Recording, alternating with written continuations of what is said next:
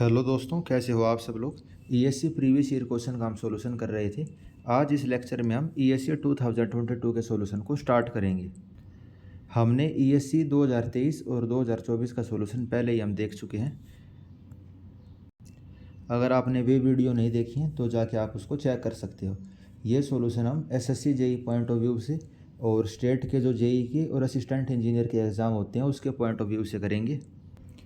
ये आपको Haryana JE, Haryana assistant engineer, Uttar Pradesh JE, Uttar Pradesh assistant engineer, Rajasthan JE AE, बाकी जितने भी स्टेट के एग्ज़ाम हैं उन सभी में आपको इक्वली हेल्पफुल रहेगा, जहाँ भी ईएससी से क्वेश्चन उठाते हैं और कंसेप्ट को समझने में भी आपकी ये काफ़ी हेल्प करेगा।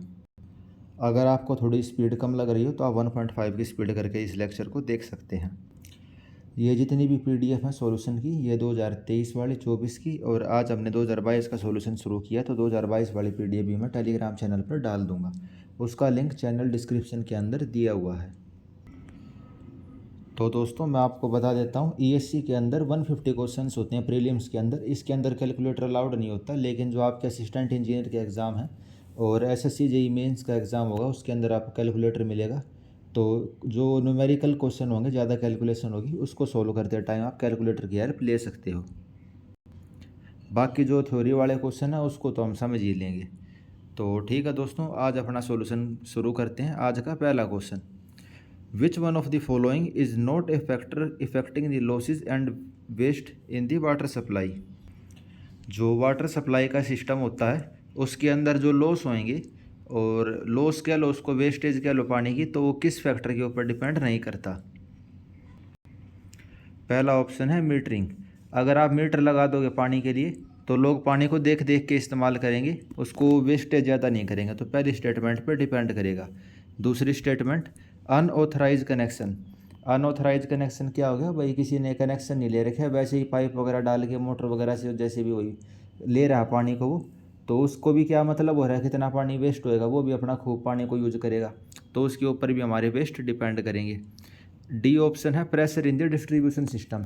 अगर डिस्ट्रीब्यूशन सिस्टम के अंदर प्रेशर ज़्यादा होगा तो तुरंत जैसे ही आपने टेप खोली तुरंत ढेर सारा पानी निकल जाएगा, तो वेस्टेज ज़्यादा हो सकती है। और अगर प्रेशर कम होएगा तो धीरे धीरे करके पानी आएगा और हम कम पानी को यूज करेंगे। तो पहली, दूसरी और ये चौथी स्टेटमेंट, इन तीनों के ऊपर जो लॉसेज होते हैं पानी के वे डिपेंड करेंगे, लेकिन वाटर डिमांड, इसके ऊपर जो लॉसेज हैं हमारे वे डिपेंड नहीं करते। जो भाई पानी की डिमांड, मान लो 100 लीटर पानी की डिमांड, तो 100 लीटर तो पानी इंसान यूज करेगा ही करेगा, तो वाटर डिमांड के ऊपर जो लॉसेज हैं वे इफेक्ट नहीं होते, वे प्रेशर के ऊपर, भाई अनऑथराइज कनेक्शन, मीटरिंग वगैरह इन चीज़ों के ऊपर डिपेंड करेंगे। Next question, which one of the following forecasting method for population is also known as the uniform increase method. तो पॉपुलेशन फोरकास्टिंग का ऐसा कौन सा मेथड है जिसको हम यूनिफॉर्म इंक्रीज मेथड के नाम से भी जानते हैं। तो यूनिफॉर्म इंक्रीज का हमारा कौन सा मेथड होता है, अर्थमेटिक इंक्रीज मेथड। उसके अंदर जो हर साल पॉपुलेशन इंक्रीज रहती है वो हमारी कांस्टेंट रहती है, rate of increase of population हमारी कांस्टेंट रहती है। ज्योमेट्रिक इंक्रीज मेथड के अंदर या दूसरे और मेथड दिए हुए हैं, इसके अंदर जो पॉपुलेशन है वो हर साल अलग अलग रेट से इंक्रीज करती है। उसके अलावा जो ओल्ड सिटी होती हैं और जहाँ पे पॉपुलेशन जितनी बढ़नी थी उतनी बढ़ चुकी, वहाँ भी हम अर्थमेटिक इंक्रीज मेथड को यूज करते हैं।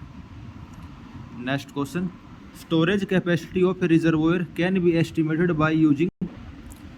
जो रिजर्वोयर होता है, रिजर्वोयर यानी कि जो डैम के पीछे ढेर सारा पानी इकट्ठा हो जाता है ना, तो उसको हम रिजर्वोयर बोलते हैं।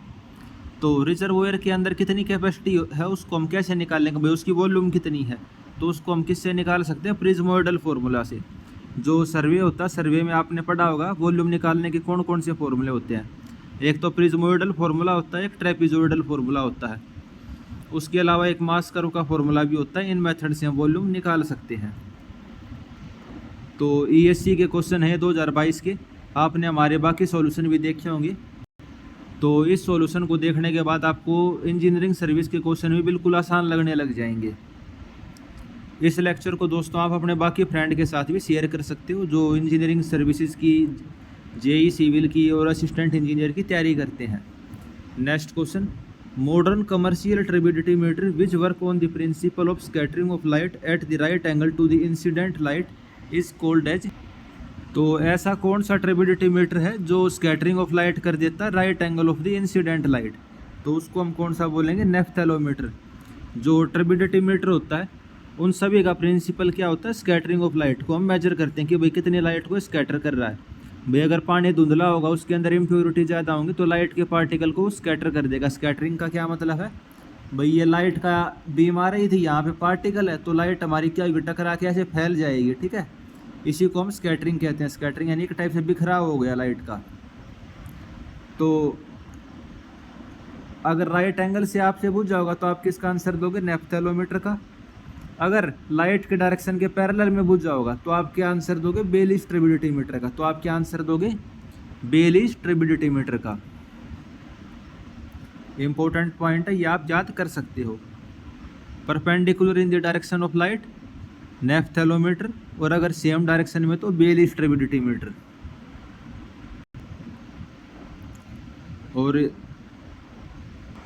जो IS कोड होता है 10500, इसके हिसाब से जो परमिसिबल लिमिट होती है टर्बिडिटी की, वो आप कमेंट में लिख के बताएंगे। Next question, which one of the following is a disease cause by the protozoa infection under waterborne disease. तो जो प्रोटोजुआ होता है उसकी वजह से इनमें से कौन सा इन्फेक्शन होता है। तो प्रोटोजुआ की वजह से आपको हो सकता है अमीबोइक डिसेंट्री। तो इस वाले क्वेश्चन को तो आपको डायरेक्ट याद ही करना है, भाई प्रोटोजुआ की वजह से कौन सा इन्फेक्शन हो सकता है, अमीबिया डिसेंट्री। डिसेंट्री का क्या मतलब है, एक टाइप से डायरिया ही होता है डिसेंट्री। भाई आपके इंटेस्टाइन में इन्फेक्शन हो जाता है। पोलियो आपको पता, पोलियो वायरस होता है। जॉन्डिस क्या होता है, जॉन्डिस होता है पीलिया। पीलिया को हम क्या बोलते हैं, जॉन्डिस बोलते हैं। और हेपेटाइटिस लीवर की बीमारी होती है। Next question, which of the following method adopted for purification the public water supply. जो पब्लिक वाटर सप्लाई होता है उसके लिए आप जो प्योरिफिकेशन है कौन सा मेथड आप यूज करते हो। तो वाटर को साफ़ करने का प्योरिफिकेशन के लिए हम सबसे पहले स्क्रीनिंग करेंगे, फिर सेडिमेंटेशन करेंगे, फिर उसके बाद कोगुलेशन करेंगे, और सबसे आखिरी में उसको क्या करते हैं, डिसइंफेक्शन करते हैं। सबसे आखिरी में क्या करेंगे, डिसइंफेक्शन। तो तीनों ऑप्शन हमारे करेक्ट हैं। वाटर सप्लाई करने से पहले हम कैसे प्योरीफाई करेंगे, तो वो हमसे पूछा गया था। Next question, according to Stokes law, if the diameter is less than 0.1 mm, then the scattering velocity of the spherical particle is directly proportional to।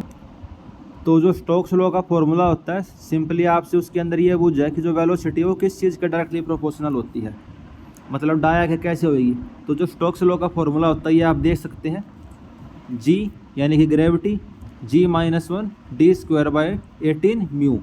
अब ये म्यू क्या है, म्यू है हमारी काइनेमेटिक विस्कोसिटी। ये क्या, काइनेमेटिक विस्कोसिटी। आप इसको और कैसे लिख सकते थे, इस फॉर्मूले को आप लिख सकते थे gamma solid minus gamma water d²/18 mu.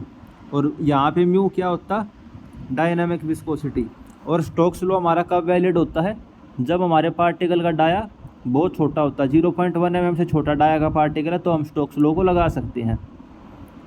तो बस इसने आपसे यही पूछा किस चीज़ का डायरेक्टली प्रोपोर्शनल होएगी, डायमीटर के स्क्वायर की। Next question, what is the settling velocity of A discrete particle in water under conditions when Reynolds number is less than 0.5। तो डिस्क्रीट पार्टिकल सेटल हो रहा है, रेनॉल्ड्स नंबर 0.5 से भी छोटा है, और आपको डाया ऑफ पार्टिकल दे रखे 5 × 10³ सेंटीमीटर, और स्पेसिफिक ग्रेविटी दे रखी है 2.65, काइनेमेटिक विस्कोसिटी दे रखी है 1.01 × 10⁻² cm²/सेकंड। और जो आपकी ग्रेविटी की वजह से एक्सेलरेशन होती है G, उसकी वैल्यू दी हुई 9.81 m/s²। तो पेपर में अगर आपके पास कैलकुलेटर होगा तो उस वाले पेपर में आप इस क्वेश्चन को सोल्व कर सकते हो। फॉर्मूला हमने देखा ही था किसके बराबर होता है, G-1 d²/18 म्यू। और इसके अंदर सारी यूनिट आप किस में कन्वर्ट कर लोगे, सेंटीमीटर में कन्वर्ट कर लोगे। आंसर भी हमें सेंटीमीटर में निकालना है, डायमीटर सेंटीमीटर में दे ही रखा है। जो ग्रेविटी की वजह से एक्सेलरेशन है उसको आप सेंटीमीटर में कर लोगे। 1 मीटर में 100 सेंटीमीटर होते हैं, तो 9.81 क्या बन जाएगा, 981 cm/s²। G-1 d²/18 mu. और सोल्व करोगे तो आपका आंसर आ जाएगा। यहाँ तो सिंपल आपको सोल्व करना है कैलकुलेटर के अंदर। Next question, rate of filtration of the pressure filter as compare to the rapid gravity filter. तो जो प्रेशर फिल्टर का रेट ऑफ फिल्ट्रेशन होता है वो कितने टाइम होता है, वो रैपिड ग्रेविटी फिल्टर से 3 से 5 गुना ज़्यादा होता है। दो टाइप के फ़िल्टर होते हैं ना भाई, एक तो स्लो सैंड फिल्टर और एक रैपिड सैंड फिल्टर। जो रैपिड सैंड फिल्टर है उसी को इसने रैपिड ग्रेविटी फिल्टर लिख रखा है। तो प्रेशर फिल्टर उससे कितनी ज़्यादा स्पीड से फिल्ट्रेशन करेगा, 2 से 5 टाइम ज़्यादा स्पीड से। तो बस आपको यही याद रखना है कि भाई प्रेशर फिल्टर कितना करेगा, 2 से 5 गुना रैपिड सैंड फिल्टर से। ये वैल्यू याद करने की ज़रूरत नहीं है आपको कि भाई रेट ऑफ फिल्ट्रेशन कितना होगा। नेक्स्ट क्वेश्चन देखते हैं। स्टेटमेंट बेस्ड क्वेश्चन है अगले 6 क्वेश्चन, तो उन क्वेश्चंस को देखते हैं। अभी तक वैसे एक चीज़ बताओ, मैंने ये 9 क्वेश्चन किए, किसी में आपको कोई कन्फ्यूज़न हुआ हो तो अगर इनमें आपको कोई कन्फ्यूज़न नहीं हुआ तो अपने ऊपर कॉन्फिडेंस बना के रखो, पेपर के अंदर भी आप बिल्कुल इजीली क्लियर करोगे। जब इंजीनियरिंग सर्विस के क्वेश्चन आपको इतने आसान लग रहे हैं तो जेई के और असिस्टेंट इंजीनियरिंग के तो बिल्कुल आसान लगेंगे। बस पेपर में कूल माइंड से करना। Question number 10, the stone should be well seasoned. ठीक है, दूसरी स्टेटमेंट पढ़ते हैं। The resistance of stone against the wear and tear due to natural agency should be high. तो जो एक स्टोन होता है, पत्थर होता है, उसकी वेल सीजनिंग होनी चाहिए। सीजनिंग क्या होती है? जो टिम्बर होता है, टिम्बर वाले चैप्टर के अंदर आपने पढ़ा होगा कि भाई टिम्बर को हम सीजनिंग करते हैं, तो उसके अंदर क्या करते हैं, उसकी मॉइस्चर को निकाल लेते हैं। तो वैसा ही कुछ आप स्टोन के अंदर समझिए। जो भाई फ्रेश स्टोन होता है उसके अंदर मॉइस्चर होती है, यानी कि नमी होती है, पानी होता है। तो वो जो हमारा स्टोन होता है उसके मिनरल के साथ वो रिएक्शन कर सकता है, तो उसकी वजह से हमें उसकी सीजनिंग करवानी पड़ती है। जो उसके अंदर मॉइस्चर है वो हम सारी ख़त्म करवाएंगे। ठीक है, और ये हम किस लिए करवाते हैं, ताकि जो उसका रेजिस्टेंस है, resistance of stone against the wear and tear due to natural agency should be high. तो ताकि उसके अंदर रेजिस्टेंस डेवलप हो जाए, हमारा जो स्टोन है वो ख़राब ना होए नेचुरल फोर्सेस की वजह से, भाई बारिश की वजह से, तूफ़ान की वजह से, यानी एक टाइप से हम उसको वेदर रेजिस्टेंस बनाने की कोशिश करते हैं। तो दोनों स्टेटमेंट सही भी हैं। और दूसरी स्टेटमेंट पहले स्टेटमेंट का करेक्ट एक्सप्लेनेशन, भाई हम सीजनिंग क्यों करते हैं, ताकि वेदर रेजिस्टेंस हो पाए stone. Next question, the tensile strength और the ultimate strength is defined as the highest value of the engineering stress. तो सही बात है भाई, जो अल्टीमेट स्ट्रेंथ है वो क्या होती है, या टेंसाइल स्ट्रेंथ, भाई मैक्सिमम जो स्ट्रेस आप उसके ऊपर लगा सकते हो। दूसरी statement, ductile material the tensile strength correspondence to the point at which necking start. तो जो डक्टाइल मटेरियल होते हैं उसके अंदर टेंसाइल स्ट्रेंथ का क्या मतलब है, भाई अब उसकी नेकिंग स्टार्ट हो जाएगी। नेकिंग का क्या मतलब है, नेक का क्या मतलब है, नेक का मतलब होता है गर्दन। और इंसान की गर्दन कैसी होती है, पतली होती है ना बिल्कुल। तो जैसे वुमन की गर्दन बिल्कुल पतली होती है, तो जैसे आप सरिया, इस सरिये को पकड़ के खींचोगे तो क्या होएगा, ये खींच के सरिया कुछ इस टाइप से हो जाएगा, यानी यहाँ पे इसका क्रॉस सेक्शन एरिया कम होने लग जाएगा। थोड़ा और खींचोगे तो क्या होएगा, थोड़ा और खींचोगे तो यहाँ से बिल्कुल ये टूट ही जाएगा। क्या होगा, ये सरिया ऐसे बिल्कुल यहाँ से टूट जाएगा सरिया हमारा। ठीक है, ये आपका सरिया, तो ऐसे यहाँ से बिल्कुल टूट जाएगा। तो इसी को बोलते हैं डक्टाइल मटेरियल के अंदर भाई टेंसाइल स्ट्रेंथ क्या होती है, जहाँ उसकी नेकिंग स्टार्ट होती है। ये स्ट्रेस स्ट्रेन डायग्राम में भी आप देख सकते हो। इसी को आप अल्टीमेट स्ट्रेंथ बोलते हो, या फिर टेंसाइल स्ट्रेंथ भी मटेरियल की इसको हम बोल सकते हैं। नेक्स्ट क्वेश्चन देखते हैं। 12 नंबर क्वेश्चन को आप रहने दे सकते हो, थ्योरी ऑफ स्ट्रक्चर का क्वेश्चन है, इसके क्वेश्चन आजकल आते नहीं हैं। 13 number question, in the partial safety factor base design format the design capacity is defined by considering the corresponding partial safety factor.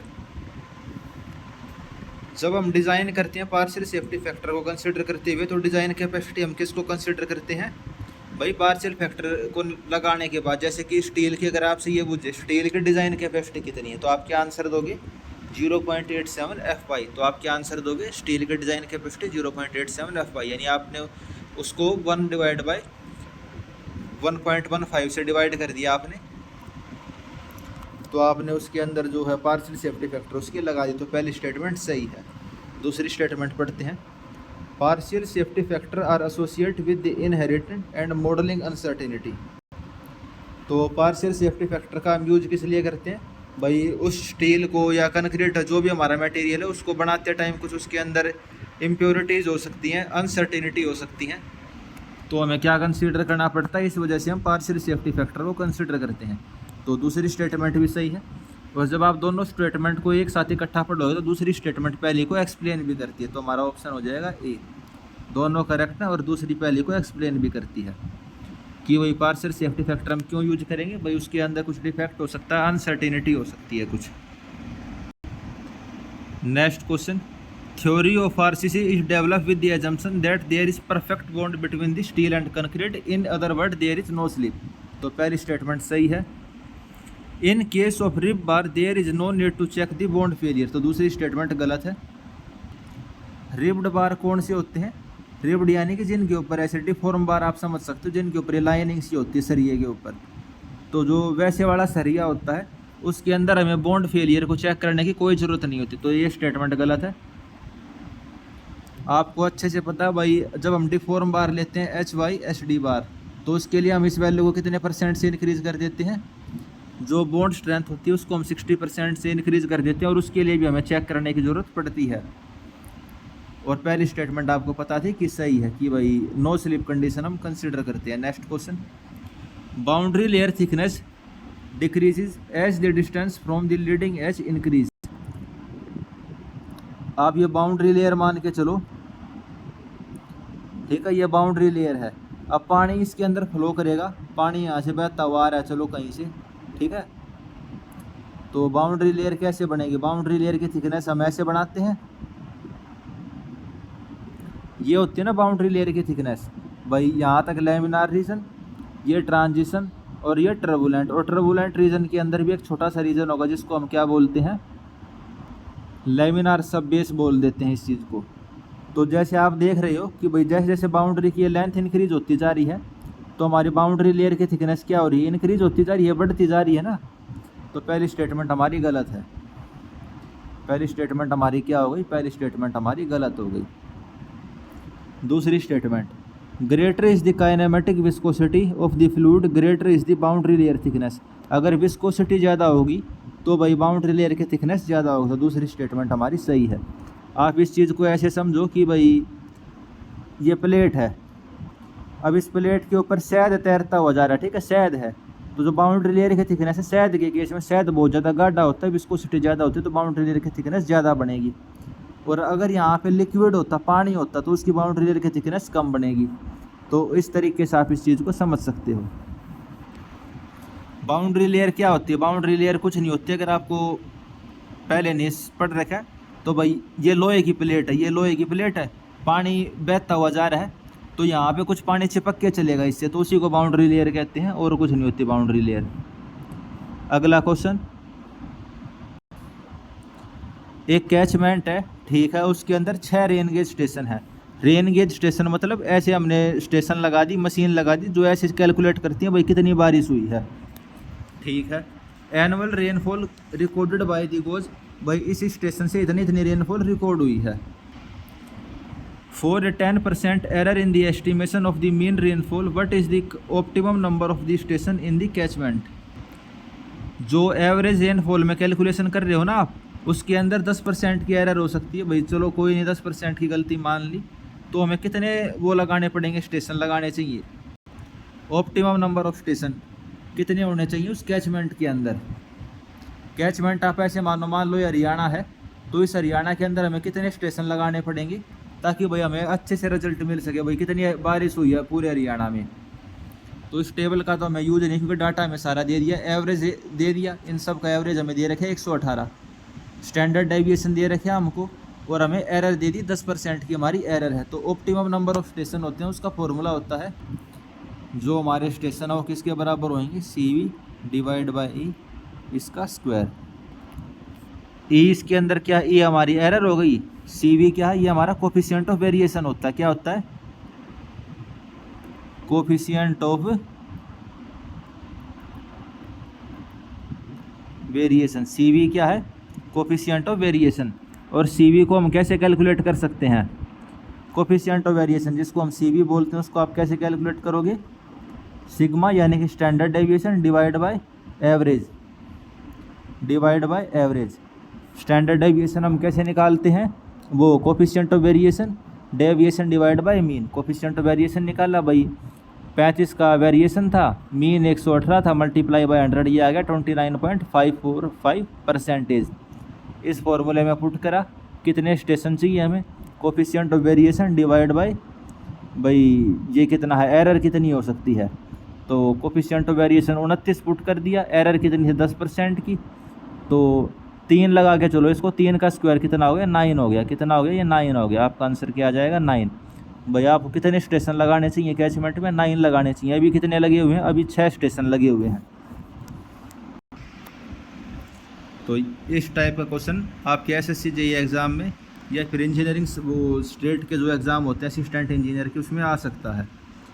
Next question, which one of the following is defined as the process by which the water leave a living plant during the photosynthesis through its leave to atmosphere as water vapour.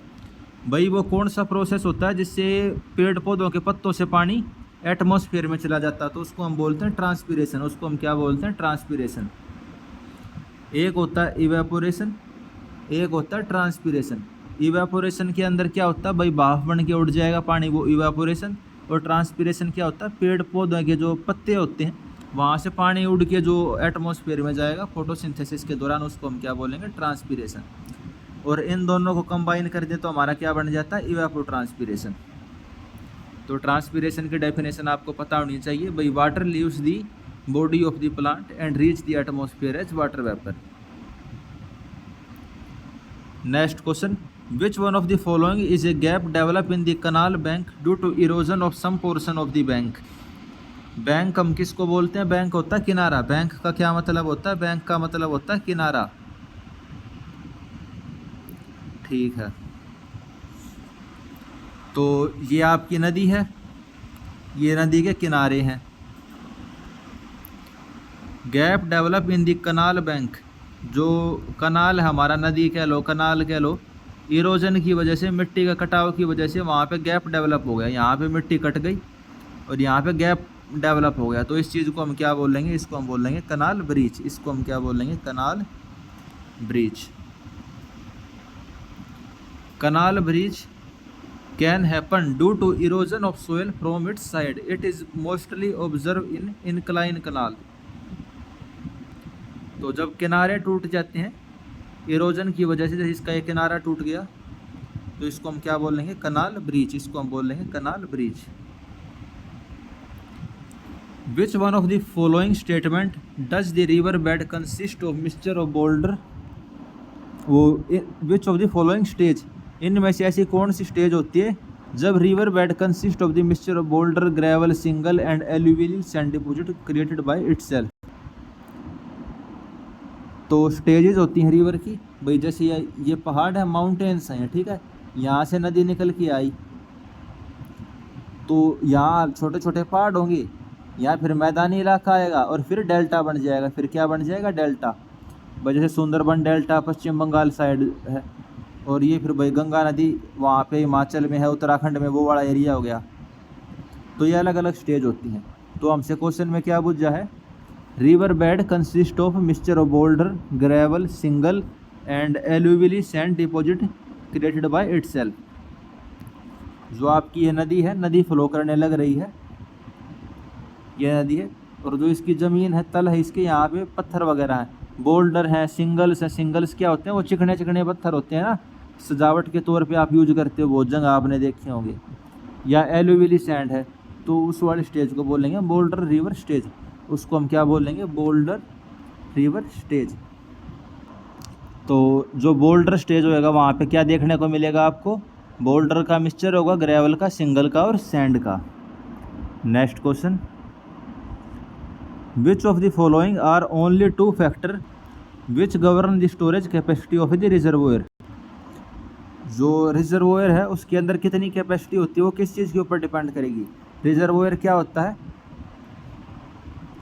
ये आपने dam बना दिया, अब इस dam के पीछे पानी इकट्ठा होता रहेगा, तो इस पानी जो इकट्ठा होता है इसको हम क्या बोलते हैं, इसको हम बोलते हैं रिजर्वोयर। और जो ये बना दिया आपने, इसको बोलेंगे डैम। और इसके अंदर कितना पानी इकट्ठा हो सकता है, वो किस चीज़ का फंक्शन है, वो दोस्तों फंक्शन होएगा कैचमेंट के एरिया का और आउटफ्लो का। किस चीज़ का फंक्शन होगा, कैचमेंट एरिया एंड आउटफ्लो। इस रिजर्वोयर में जितना पानी स्टोर होएगा वो किस चीज़ का फंक्शन होता है, आउटफ्लो का, यानी इसमें से जो पानी नीचे की तरफ गिरने लग रहा है, इससे पानी जो बाहर जा रहा है उस चीज़ का फंक्शन होएगा। इसको इमेजिन करके देखो आप, भाई इस रिजर्वोयर में से जितना पानी बाहर जाएगा उतना ही तो इसके अंदर हम स्टोर कर सकते हैं। तो स्टोरेज कैपेसिटी किस चीज़ के ऊपर डिपेंड करती है, आउटफ्लो डिस्चार्ज के ऊपर। और आउटफ्लो डिस्चार्ज किस चीज़ के ऊपर डिपेंड करेगा, कैचमेंट एरिया के ऊपर। कैचमेंट एरिया मतलब भाई वो टोटल एरिया जहाँ का जो पानी होता है वो एक नदी के अंदर इकट्ठा होता है। जैसे गंगा जी का कैचमेंट भाई 1000 किलोमीटर स्क्वायर का वो सारा एरिया, जिसके ऊपर जितनी भी बारिश गिरेगी वो नदियों के माध्यम से सारी गंगा नदी में आएगी, तो गंगा जी का कैचमेंट हो गया उस टाइप से। तो कैचमेंट एरिया और आउटफ्लो के ऊपर डिपेंड करेगी स्टोरेज कैपेसिटी किसी रिजर्वोयर की। Next question, formation of successive bend of rivers order में lead to the formation of complete S curve called as the. जो नदियाँ ऐसे घूमती हुई चलती हैं तो उस नदी को हम क्या बोलते हैं, मिएंडरिंग नदी। कौन सी नदी बोलते हैं, मिएंडरिंग।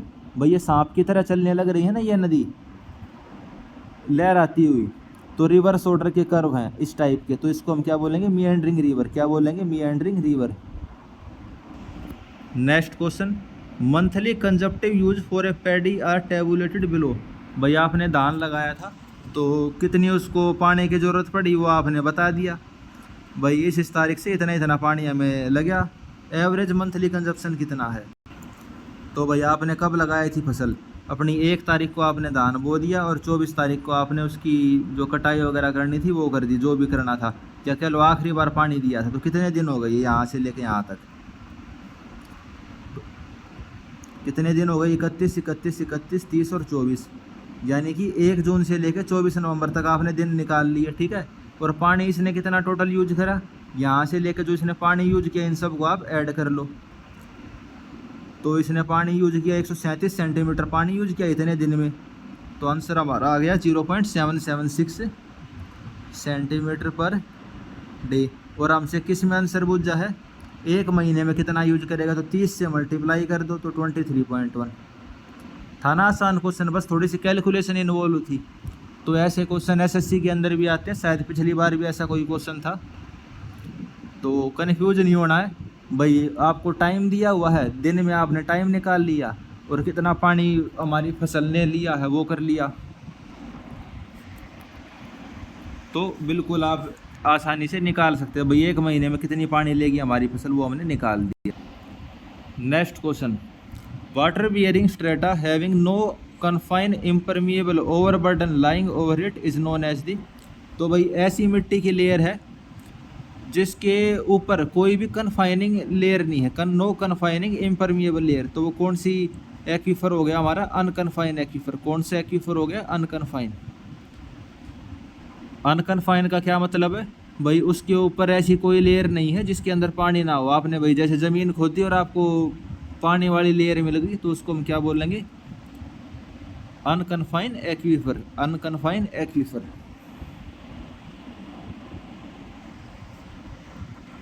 Next question, the permeable groins made from timber stake और wooden piles are known as.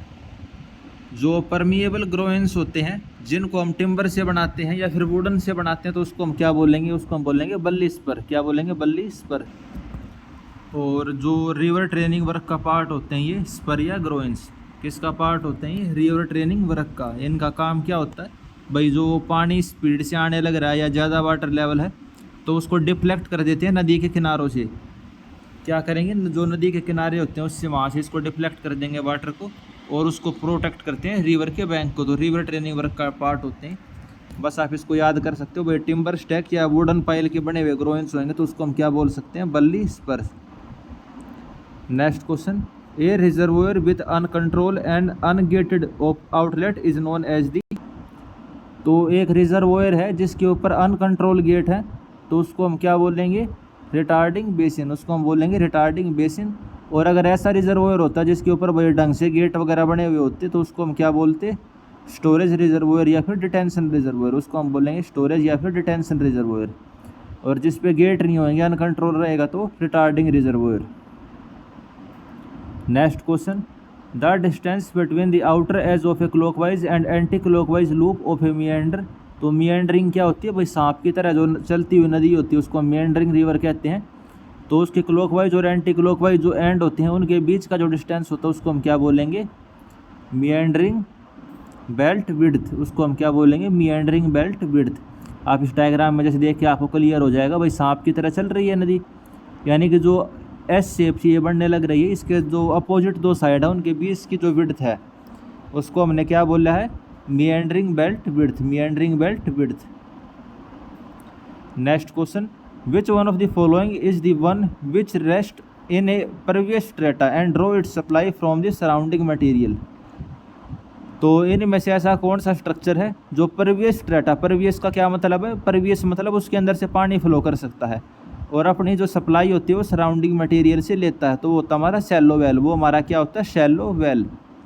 जैसे नदियाँ हैं आपकी, तो नदी के साइड में आपने कुआं बना दिया एक, ठीक है, तो क्या करेगा, नदी का पानी मिट्टी के अंदर से फ्लो करता करता उस शैलो वेल में इकट्ठा हो जाएगा, तो वो हमारा क्या होता है, shallow well. Next question, the various type of water demand which a city में have may be broken down into which of the following class. तो जो वाटर डिमांड होती है उसको हम किस तरीके से क्लासीफाई कर सकते हैं भाई, डोमेस्टिक वाटर डिमांड भी होती है, बिल्कुल सही बात है, इंडस्ट्रियल भी होती है, डिमांड फॉर पब्लिक यूज भी होते हैं, तो तीनों स्टेटमेंट सही है। इसके अलावा और कौन सी होती है, इंस्टीट्यूशनल होती है, फायर डिमांड होती है, तो ये दो डिमांड और होती हैं। Next question, in a big city population of 50 lakh, 50 lakh की पॉपुलेशन है, 6 आग लग जाती हैं 3 घंटे की, ठीक है, तो हमें कितना पानी चाहिए रहेगा पर person per day, assuming 3 jet stream simultaneously throwing the water from A hydrant with A discharge of 1100 litre पर मिनट पर स्ट्रीम। तो 50 लाख शहर की आबादी है, उस शहर में आग कितनी लगी, तो उस शहर में 6 आग लग गई, कितने घंटे के लिए, 3 घंटे के लिए, और एक आग को बुझाने के लिए हमें कितने जेट स्ट्रीम की ज़रूरत पड़ रही है भाई, फायर ब्रिगेड समझो आप, 3 फायर ब्रिगेड की ज़रूरत पड़ रही है, तो 6 गुणा में 3 गुणा में 3, और कितना पानी भाई, एक वो 3 घंटे के लिए, तो 3 गुणा में 60 है, हमने मिनट में कन्वर्ट कर दिया, और पानी कितने लीटर से फेंक रही है फायर ब्रिगेड, 1100 लीटर पर मिनट से मल्टीप्लाई बाई 1100, इतना तो हमें टोटल पानी चाहिए, इतना हमें क्या चाहिए, टोटल पानी चाहिए। और शहर में आदमी कितने थे, 50 लाख डिवाइड बाई 50 लाख, तो हमें कितना पानी रिक्वायरमेंट आ गई, 0.7 litre per capita per day, 0.7 litre per capita per day. तो बिल्कुल ईजी क्वेश्चन था भाई, कितना पानी चाहिए डिवाइड बाय टोटल कितने आदमी थे। Next question, water supply scheme design for a town और a city, the suitable method of estimating the future population by the end of the design period. तो जो वाटर सप्लाई के लिए हम demand को कैलकुलेट करते हैं उसके लिए हमें पॉपुलेशन निकालनी पड़ती है, तो डिज़ाइन पीरियड का जब एंड आएगा तब हम पॉपुलेशन को किस चीज़, कौन से मेथड से एस्टिमेट करेंगे। तो ये थोड़ा अलग टाइप का क्वेश्चन है, इसका आंसर होएगा डिक्रीजिंग रेट मेथड। क्या आंसर रहेगा, decreasing rate method. Water supply को जब आप डिज़ाइन करते हो तो आप पॉपुलेशन को किससे एस्टिमेट करोगे, at the end of design period, decreasing rate method. क्यों, क्योंकि डिज़ाइन पीरियड का हमारा एंड आ चुका है।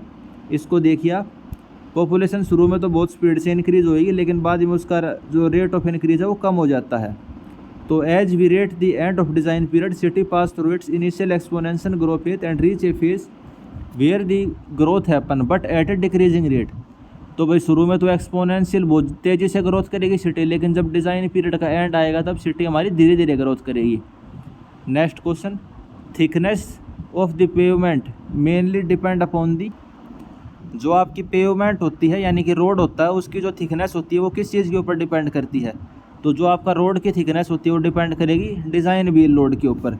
भाई गाड़ी का जो पहिया कितना वजन लगा रहा है उसके ऊपर डिपेंड करेगी हमारी पेवमेंट की थिकनेस। ऐसा क्यों, क्योंकि हम डिज़ाइन करते हैं तो हम क्या कंसिडर करते हैं कि भाई जो बॉटम मोस्ट लेयर होती है वहाँ पे जो लोड होता है यानी सोयल के ऊपर उसकी मैक्सिमम बियरिंग कैपेसिटी से कम लोड रहना चाहिए, तो उसके थिकनेस को हम उसी हिसाब से डिसाइड करते हैं, यानी कि जो लोड होता है पहिए का लोड होता है उसके हिसाब से। और अगर आपसे ये पूछ लेता कि भाई जो सबसे ऊपर वाली लेयर है भाई टॉप कोर्स है, बियरिंग कोर्स कह लो उसको, टॉप कोर्स कह लो, वो किस चीज़ के ऊपर डिपेंड करेगी, वो डिपेंड करेगी भाई टायर में प्रेशर कितना है, ठीक है, टॉप वाली लेयर प्रेशर के ऊपर डिपेंड करेगी, और भाई थिकनेस कितनी होनी चाहिए वो डिपेंड करेगी वजन कितना है, ठीक है। Next question, For traffic survey using the origin and destination study, most suitable method in the case of heavy traffic and absence of skill and trained personnel is। भाई आपको ट्रैफिक सर्वे करना है, बहुत हैवी तो ट्रैफिक है और आपके पास भाई ट्रेन पर्सनल भी नहीं है, तो आप कौन से मेथड का यूज़ करोगे? तो हम मेथड का यूज़ करेंगे रिटर्न पोस्ट कार्ड। कौन सा मेथड? Return post card. भाई लोगों के घर में हम पोस्ट कार्ड भेज देंगे और उनको कहेंगे कि भाई आप इसमें लिख के हमें ये बता दो कि आप भाई कब कब किस टाइम आप ट्रैवल करते हो और कितना डिस्टेंस आप ट्रैवल करते हो, तो वो सारी इन्फॉर्मेशन उस चीज़ में आ जाएगी रिटर्न पोस्ट कार्ड मेथड के अंदर। ओरिजिन एंड डेस्टिनेशन स्टडी में क्या होता है? भाई आपने कहाँ से अपनी यात्रा शुरू करी, आप कहाँ पे जाते हो, किस टाइम आप यात्रा करते हो। Next question, in traffic control the speed at which the vehicle are assume to travel through the coordinated signal system is called as. तो ट्रैफिक कंट्रोल के अंदर वो स्पीड जिससे हम एज्यूम करते हैं भाई हमारे व्हीकल मूव करेंगे, उसको हम क्या कहेंगे? Speed of progression. Speed of progression, progression मतलब आगे बढ़ने की स्पीड, भाई speed of progression. Next question, the pressure inside the droplet of water of dia 0.04 mm is 10.32 newton per centimetre square. ठीक है भाई, पानी की एक ड्रॉपलेट है, वाटर ड्रॉपलेट है, उसके बाहर दे रखा है प्रेशर आउटसाइड कितना है? 10.32 न्यूटन पर सेंटीमीटर स्क्वायर। तो अंदर कितना प्रेशर होएगा? अगर आपको सरफेस टेंशन ये दे रखा है 0.0725 न्यूटन पर न्यूटन पर मीटर, तो वे वाले फॉर्मूले तो आपने पढ़े होंगे कि भाई प्रेशर का डिफरेंस कितना होता है। भाई अगर वाटर की ड्रॉपलेट है तो 4 सिग्मा बाई डी, अगर बबल है तो 8 सिग्मा बाई डी, तो वहीं इसमें यूज करना है। आपको एक चीज़ मैं बता देता हूँ, जो अंदर की तरफ प्रेशर होता है, क्या अंदर की तरफ प्रेशर वो ज़्यादा रहेगा, अंदर की तरफ प्रेशर क्या रहता है हमारा? ज़्यादा रहता है। तो वाटर की ड्रॉप है यानी पानी की बूंद है, तो प्रेशर डिफरेंस कितना आएगा? 2 सिग्मा बाई डी, वो 4 सिग्मा बाई डी, क्या आएगा? 4 सिग्मा बाई डी। बाकी रेडियस की टर्म में लिखेंगे तो 2 सिग्मा बाई आर हो जाएगा। सिग्मा हमारा सरफेस टेंशन है और डी हमारा डायमीटर है। इन्होंने जो सोल्व किया, जो हम सॉल्यूशन देख रहे हैं उसमें रेडियस लिया हुआ है, तो 2 सिग्मा बाई आर हो जाएगा। तो प्रेशर डिफरेंस क्या आएगा? 0.72। और इस चीज़ को याद रखना, अंदर की तरफ प्रेशर ज़्यादा होता है, बाहर की तरफ प्रेशर कम होता है। तो अंदर की तरफ प्रेशर बताना था हमें, तो 10.32 प्लस 0.725 11.045। तो इस क्वेश्चन को आप इजीली ऐसे कर सकते थे। प्रेशर डिफरेंस कितना होता है वाटर ड्रॉप में? 4 सिग्मा बाई डी, और बबल के अंदर कितना होता है? 8 sigma by D. Next question, what is the viscosity of a fluid of a liquid whose kinematic viscosity is 6 stoke and specific gravity is 1.90। इसकी काइनेमेटिक विस्कोसिटी दे रखी है 6 स्टोक्स और स्पेसिफिक ग्रेविटी 1.90। तो आपसे पूछ रहा है डायनेमिक विस्कोसिटी कितनी होगी। ठीक है, तो जो एक स्टोक होता है उसके अंदर कितने वो होते हैं, अगर उसको स्टैंडर्ड यूनिट में कन्वर्ट करें तो 10⁻⁻⁴, या फिर आप कह सकते हो 1 मीटर स्क्वायर पर सेकंड में 1 मीटर पर सेकंड, वो वर्ड 1 मीटर स्क्वायर पर सेकंड के अंदर 10⁴ स्टोक्स होते हैं। तो इस स्टोक्स को हमने किस में कन्वर्ट कर लिया? स्टोक्स को हमने कन्वर्ट कर लिया मीटर स्क्वायर पर सेकंड में। स्पेसिफिक ग्रेविटी दे रखी है 1.9। और आपको अच्छे से पता है जो काइनेमेटिक विस्कोसिटी होती है, काइनेमेटिक विस्कोसिटी जिसको म्यू से डिनोट करते हैं, यानी कि वी टाइप से, ठीक है, वो किसके बराबर होती है? U divide by sigma. जो ये U वाला सिंबल है इसका क्या मतलब है? डायनामिक विस्कोसिटी, जो कि हमें बतानी है। डायनामिक विस्कोसिटी फिर किसके बराबर हो जाएगी? Kinematic viscosity multiply by density. Density हम निकाल लेंगे भाई 1900 किलो पर मीटर क्यूब, तो 6 × 10⁴ मल्टीप्लाई बाय 1.9 × 10⁻3, तो 1.14 न्यूटन सेकंड पर मीटर स्क्वायर। अब हमें आंसर देना था पोइस के अंदर। किसके अंदर? पोइस के अंदर। पोइस का क्या मतलब होता है? डायन सेकंड पर सेंटीमीटर स्क्वायर। तो मल्टीप्लाई बाय 10 कर देंगे तो 11.4 पोइस हमारा आंसर आ जाएगा। तो आपके मेंस के अंदर क्वेश्चन आएंगे SSC JEE के, तो इसी लेवल के क्वेश्चन आएंगे। जैसे कि नॉर्मल सा क्वेश्चन समझो, काइनेमेटिक विस्कोसिटी दी हुई है और आपसे डायनामिक बतानी थी, तो डायनामिक उसकी क्या बोलते हैं, काइनेमेटिक का आपको फॉर्मूला पता था, kinematic is equal to dynamic upon density. तो आप इजीली आपने डायनामिक विस्कोसिटी निकाल ली इन दोनों को मल्टीप्लाई करके। Next question, a 2 metre wide tank consist water up to a height of 0.50 metre from its base. ठीक है। Immiscible liquid of specific gravity 0.80 fill on the top of the water up to 1 metre height. ठीक है। What is the total pressure force on the one side of the tank, take density of water as 1000 kg per metre cube. Okay, तो आपको force बताना है इस tank की एक side पे कितना फोर्स आएगा। जो ये वाटर टैंक दिया हुआ है इसकी इस वाले साइड पे कितना फोर्स आएगा। तो बिल्कुल आसान है, प्रेशर का डायग्राम बनाएंगे। ये किसके बराबर होएगा, rho of oil g into H. तो ऑयल की डेंसिटी 800, 1 मीटर हाइट है, और जी की वैल्यू कितनी होती है, जी की वैल्यू हमें दी है कुछ 9.81, जी की वैल्यू दी है 9.81। तो ये कितना हो जाएगा 800 इंटू 9.81 इंटू 1, और फिर आ जाता वाटर। तो जो ये हमने निकाला ये वाला प्रेशर तो रहेगा ही, साथ में पानी का प्रेशर भी ऐड हो जाएगा। तो दिस प्लस पानी की डेंसिटी है 1000, हाइट है 0.5 इंटू 9.81।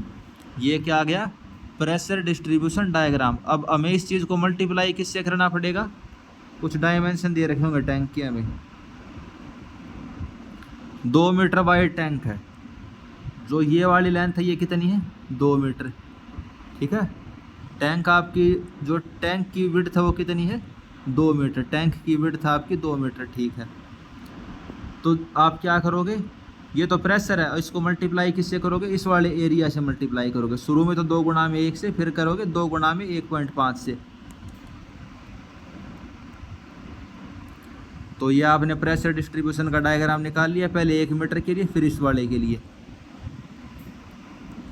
तो फोर्स किसके बराबर होती है, प्रेशर गुणा में एरिया। फोर्स किसके बराबर होती है, प्रेशर गुणा में एरिया। यहाँ पे एवरेज प्रेशर कितना है 0, प्लस यहाँ पे जो कुछ भी था, तो 7849 डिवाइड बाई 2। यहाँ पे प्रेशर हमने कितना निकाल लिया 7849। एवरेज प्रेशर लिया इन दोनों का 7849, 2 से डिवाइड कर दिया,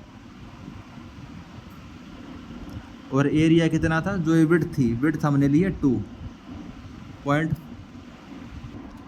इन्होंने जो फॉर्मूला लिखाया तो आप इसको ऐसे लिख सकते हो, या फिर अगर आप इसको ऐसे लिखना चाहो तो इसको आप कैसे लिखोगे,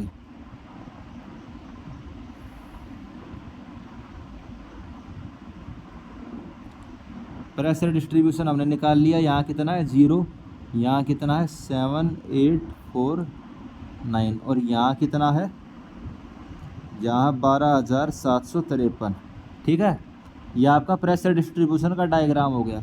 अब सिंपल है, पहले इसके लिए निकालते हैं। ठीक है।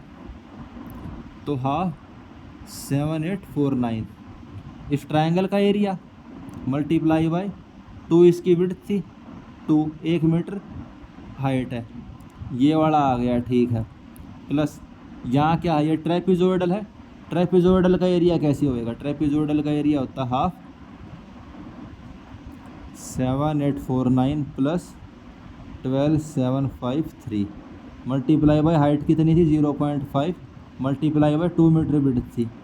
तो ऐसे आप इसका जब प्रेशर निकालोगे तो आपका कितना आ जाएगा 18.15 किलो न्यूटन आपका आंसर आ जाएगा। नेक्स्ट क्वेश्चन देखते हैं। एक पाइपलाइन है यूनिफॉर्मली बेरिंग क्रॉस सेक्शन है उसका। ठीक है। ऑयल उसके अंदर फ्लो कर रहा है 0.87 स्पेसिफिक ग्रेविटी का। पाइप का डायमीटर 200 mm है ए एंड पे, और 500 mm है बी एंड पे। ठीक है। End B is located at 4 meter height then A. तो जो बी वाला एंड है वो ए से 4 मीटर की हाइट पे है। What is the loss of head in the pipeline if the pressure reading of A is 9.81 and B is 5.886 newton per centimetre square. Discharge आपको दिया हुआ 200 लीटर पर सेकंड का, जी दिया हुआ आपको 9.81 मीटर पर सेकंड स्क्वायर। अब इसके अंदर आपको क्या लगानी पड़ेगी, आपको लगानी पड़ेगी बर्नौली की इक्वेशन। क्या लगानी पड़ेगी, बर्नौली की इक्वेशन। बर्नौली की इक्वेशन आपको क्या कहती है, बर्नौली की इक्वेशन आपको कहती है भाई जो टोटल हेड है एट ए वो किसके बराबर होएगा, total head at point B plus head loss. तो हेड लॉस हमारा किसके बराबर आ जाएगा, ए वाले पॉइंट के ऊपर टोटल हेड है माइनस बी वाले पॉइंट के ऊपर टोटल हेड है। और आपको प्रेशर हेड, आपको प्रेशर पता है तो आप प्रेशर हेड निकाल लोगे। वेलोसिटी आप निकाल लोगे क्योंकि आपको डिस्चार्ज दे रखा है, एरिया पता है। और जो हाइट डिफरेंस है वो भी आपको पता, भाई 4 मीटर इसके बीच में हाइट का डिफरेंस है। ये प्लस का साइन आएगा बीच में, जो है मल्टीप्लाई का साइन नहीं आएगा। ठीक है, तो ए वाले पॉइंट पे आपने प्रेशर ऐड निकाला, भाई pressure divide by rho g. Velocity head निकाला, वेलोसिटी का square divide by 2g। Velocity आपने कैसे निकाली, discharge divide by area, discharge 0.2, area π/4 into dia का स्क्वायर। हाइट का डिफरेंस निकाला आपने, Z B minus Z 4 meter. तो आपका हेड लॉस कितना आ गया क्वेश्चन में, 2.61। सिंपल बर्नौली इक्वेशन लगानी थी दोनों पॉइंट के ऊपर, और अलग अलग हेड निकाल के आप जो टोटल हमारा लॉस हुआ वो हम निकाल सकते थे। नेक्स्ट क्वेश्चन,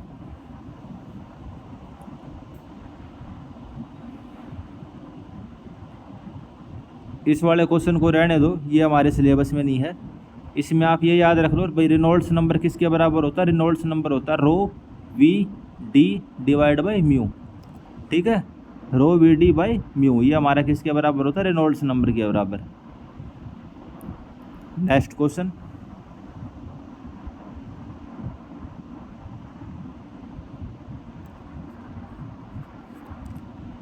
इस वाले क्वेश्चन को भी रहने दो, ये भी हमारे सिलेबस में नहीं है। जो नॉर्मल हम पढ़ते हैं ना जेई के लिए, असिस्टेंट इंजीनियर के लिए, एसएससी जेई के लिए, उसके सिलेबस में नहीं था वो वाला। Next question, depth of flow of A channel section eight which the specific energy is minimum. भाई स्पेसिफिक एनर्जी मिनिमम कहाँ पे होती है, क्रिटिकल डेप्थ पे। स्पेसिफिक एनर्जी कहाँ मिनिमम होएगी, क्रिटिकल डेप्थ पे। और डेप्थ के ऊपर एनर्जी का जो कर्व हम बनाते हैं वो आप देख सकते हो, सबसे कम कहाँ होती है, क्रिटिकल डेप्थ पे। क्रिटिकल डेप्थ का फॉर्मूला क्या होता है, Q square divide by g raise to the power 1/3। बाकी क्रिटिकल डेप्थ पे स्पेसिफिक एनर्जी हमारी मिनिमम रहेगी। Next question, which of the following statement is correct with respect to Kaplan turbine. Kaplan turbine के regarding कौन सी statement सही है।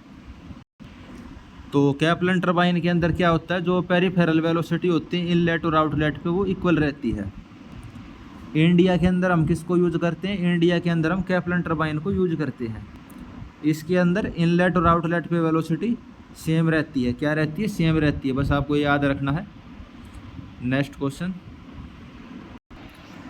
Speed of the generator can be maintain constant only if the speed of the turbine runner is constant and is equal as given by the equation n is equal to 60f divide by p and it is known as दी।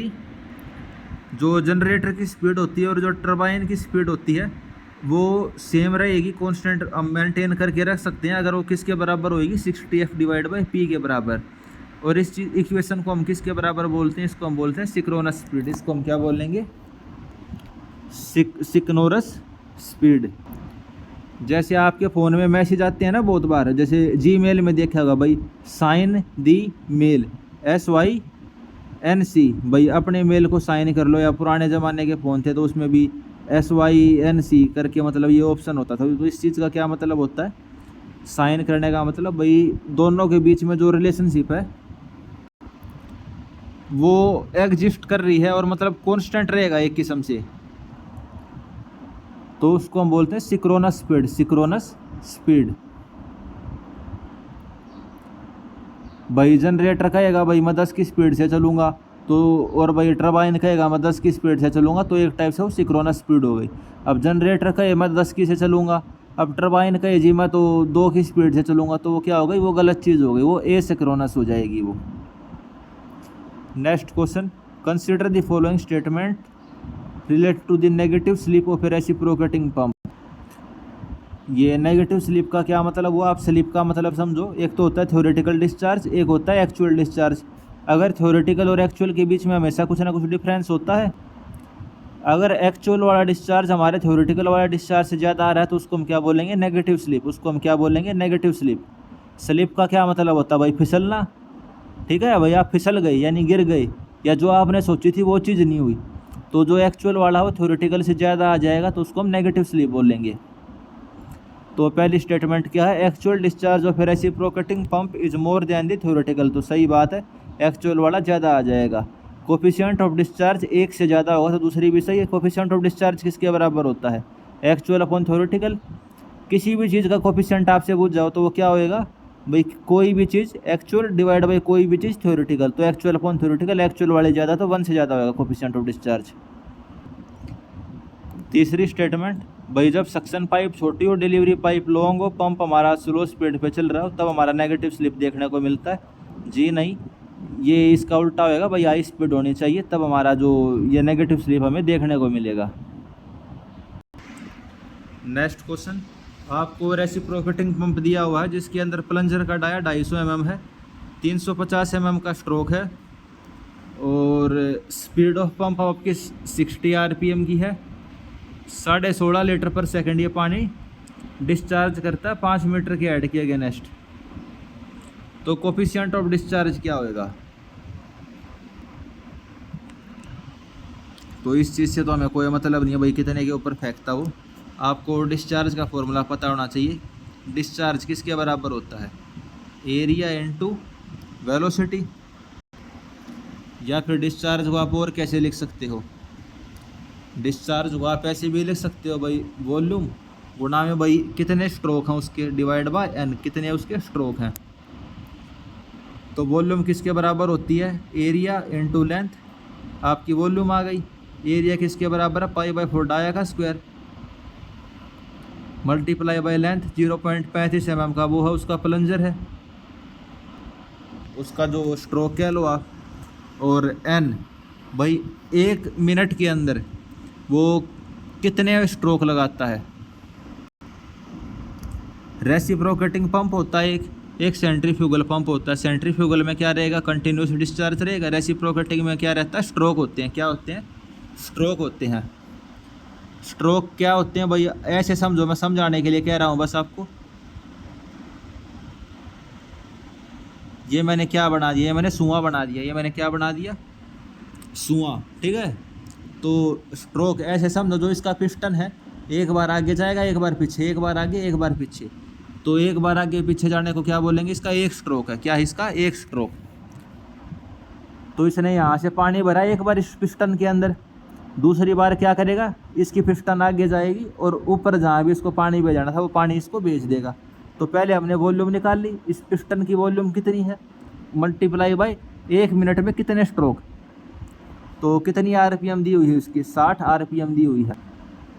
कितनी? 60 RPM, यानी कि 60 second के अंदर 60 बार stroke लगाता है। 60 बार ये आगे पीछे होएगी पिस्टन इसकी। तो मल्टीप्लाई बाय 60 डिवाइड बाय 60, क्योंकि हमने सेकंड में निकालना है। हमें किस में निकालना? सेकंड के अंदर। एक्चुअल में वो कितना दे रहा है? 16.2, और थ्योरेटिकल जो हमने कैलकुलेशन करके निकाला 17.18। तो हमारा आंसर कितना आ गया? 0.96। तो इस टाइप का क्वेश्चन आप इस तरीके से इजीली कर सकते हो भाई। वॉल्यूम कितनी है पिस्टन की, गुणा में वो कितने स्ट्रोक लगा रहा है, वो थ्योरेटिकल हो गया। और एक्चुअल आपको दे ही रखा था भाई 16 मीटर का, ये कितना 16.5 लीटर पर सेकंड का डिस्चार्ज है। तो इस क्वेश्चन को आप आसानी से कर सकते थे। और SSC JEE लेवल का ये कोई हाई लेवल का क्वेश्चन नहीं है। नेक्स्ट क्वेश्चन, भाई स्ट्रीम फंक्शन दे रखे आपको, रिजल्टेंट वेलोसिटी क्या होगी? तो वेलोसिटी किसके बराबर होती है? वेलोसिटी बराबर होती है भाई स्ट्रीम फंक्शन की आप परपेंडिकुलर का आप डिफ्रेंशिएशन करोगे तो परपेंडिकुलर डायरेक्शन में आपको वेलोसिटी मिल जाती है। क्या मिल जाती है? परपेंडिकुलर में वेलोसिटी। तो u डायरेक्शन में यानी कि x डायरेक्शन में आपको वेलोसिटी चाहिए तो y के रिस्पेक्ट में डिफ्रेंशिएशन करोगे, और v डायरेक्शन में वेलोसिटी चाहिए तो x के रिस्पेक्ट में डिफ्रेंशिएशन करोगे। तो 2x² - y² इसका स्ट्रीम फंक्शन है। आपने डिफ्रेंशिएट किया y डायरेक्शन में तो आपको u वेलोसिटी मिल गई। तो 4x इसका आंसर आ जाएगा। y के में डिफ्रेंशिएशन कर रहे हैं ना, तो ये तो 0 हो जाएगा और y² का हो जाएगा 2y। तो u में वेलोसिटी 2y, v में आ गई 4x, रिजल्टेंट वेलोसिटी 2,3 पे आपने निकाल ली। और इसका मतलब रिजल्टेंट निकालेंगे तो 6 का स्क्वायर प्लस 8 का स्क्वायर का √10 यूनिट। नेक्स्ट क्वेश्चन, इस 46 नंबर वाले क्वेश्चन को रहने दो। अगला क्वेश्चन 47। तो 47 नंबर क्वेश्चन से हम अगले सेशन में करेंगे। तब तक के लिए आप अपने रिवीजन करते रहिए, रिवीजन सबसे इम्पोर्टेंट है। बाकी तो जो इंजीनियरिंग सर्विस के क्वेश्चन है वो तो मैं आपको करवा ही दूंगा। 2 सेट हमारे हो गए, 2023 का हो गया, 2024 का। ये 2022 वाला भी 2-3 लेक्चर में पूरा हो जाएगा। और तो बाकी आप अपने रिवीजन करते रहिए, जो बचे हुए क्वेश्चन है 150 क्वेश्चन होते हैं टोटल, वे अगले सेट में कर लेंगे। तो ठीक है दोस्तों, थैंक यू। इस लेक्चर को आप शेयर कर देना अपने फ्रेंड्स के साथ, जो भी आप टेलीग्राम ग्रुप में जुड़े हुए हैं सब में डाल देना इसको, ठीक है। Thank you.